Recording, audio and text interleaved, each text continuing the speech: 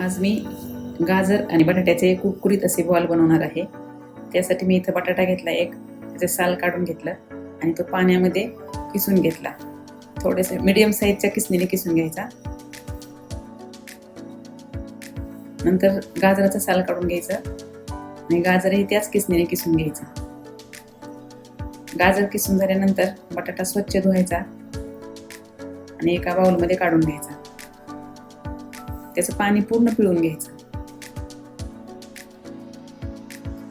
बटाटा धुवून घेतल्यानंतर गाजरही आपल्याला त्याच ताटामध्ये घेऊन घ्यायचं आणि दोन्ही पण जरा थोडंसं सुरीने कट करून घ्यायचं.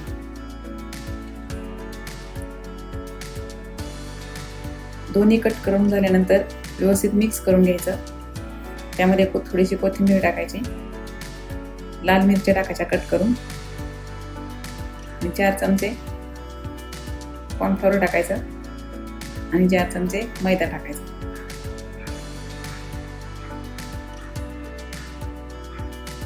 मैदा आणि कॉर्नफ्लॉवरचं प्रमाण कमी जास्त होऊ शकतं. चवीपुरतं मीठ टाकायचं आणि हे छान मिक्स करून घ्यायचं.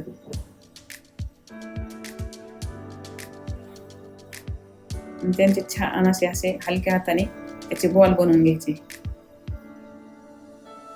आणि कडकडीत तेलामध्ये मंद गॅसवरती तळून घ्यायचे. हे बॉल एकदम कुरकुरीत आणि मस्त लागतात. दह्याबरोबर किंवा सॉस बरोबर आपण ते खाऊ शकतो.